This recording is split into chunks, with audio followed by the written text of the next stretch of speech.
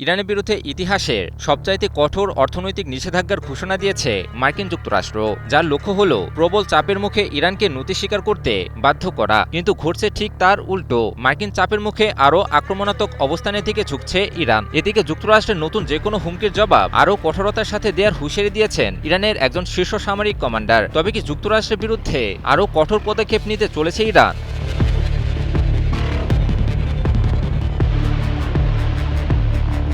মার্কিন যুক্তরাষ্ট্রের ক্রমবর্ধমান নিষেধাজ্ঞা ও নৌ অবরোধের কারণে ইরান ক্রমশ চাপের সম্মুখীন হচ্ছে। খাদ্যপণ্যের দাম বৃদ্ধি এবং বৈদেশিক মুদ্রাপ্রাপ্তি আরও কঠিন হয়ে পড়ায় দেশটির জনগণের উপর এর প্রভাব নিয়েও উদ্বেগ বাড়ছে। এটি হলো মার্কিন চাপের মুখে ইরানের অভ্যন্তরীণ পরিস্থিতির চিত্র। তবে এর বিপরীত চিত্র রয়েছে।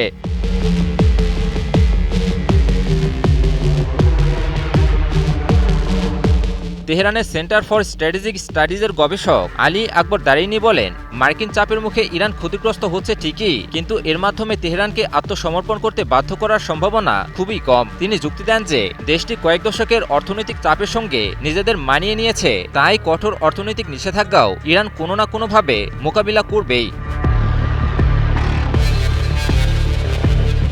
দারিনী আরও বলেন, যুক্তরাষ্ট্রের অর্থনৈতিক কৌশল এই ধারণার উপর ভিত্তি করে তৈরি যে ক্রমবর্ধমান নিষেধাজ্ঞা ও অবরোধ ইরানকে অর্থনৈতিকভাবে বিপর্যস্ত করে তুলবে এবং শেষ পর্যন্ত যুক্তরাষ্ট্রের সামনে নতি স্বীকার করতে বাধ্য করবে। তিনি বলেন, তেহরান এর পরিবর্তে সামরিক ও অসামরিক পদক্ষেপের সমন্বয়ে প্রতিক্রিয়া জানাচ্ছে, যার মধ্যে রয়েছে হরমুজ প্রণালীর আশেপাশে চাপ সৃষ্টি করা এবং এই অঞ্চলের অন্যত্র সশস্ত্র মিত্র গোষ্ঠীগুলোকেও যুদ্ধের ময়দানে নিয়ে আসা।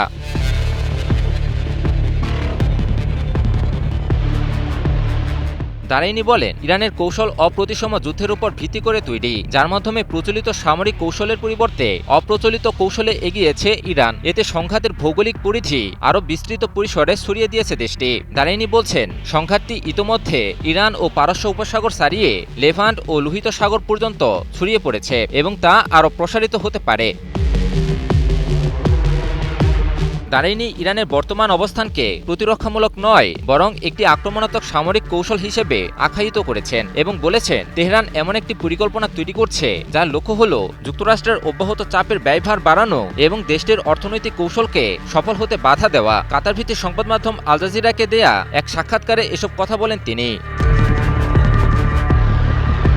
এদিকে যুক্তরাষ্ট্রের ক্রমাগত হুমকির মুখে কড়া হুঙ্কার ছুড়েছেন ইরানের chief of staff major general Ali Abdullahi. Ali Abdullahi বলেছেন, শত্রুপক্ষের যে কোনো ভুল হিসাব কিংবা সম্ভাব্য যে কোনো হুমকির জবাব অত্যন্ত বিধ্বংসী ও কঠোরতার সাথে দিবে ইরানের সশস্ত্র বাহিনী।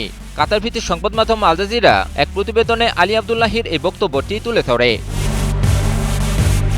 ফলে বোঝাই যাচ্ছে যে মার্কিন নিষেধাজ্ঞা কিংবা নৌ অবরোধ ইরানকে স্বল্প মেয়াদে কিছুটা ক্ষতিগ্রস্ত করলেও দীর্ঘমেয়াদে যুক্তরাষ্ট্রের জন্যই বড় ক্ষতির কারণ হয়ে দাঁড়াতে পারে, কারণ চাপের মুখে টিকে থাকার কৌশল ইরানের খুব ভালোভাবে জানা আছে। তবে ইরানের বিরুদ্ধে চাপ কতদিন বজায় রাখতে পারবে যুক্তরাষ্ট্র, সেটা এখন দেখার বিষয়।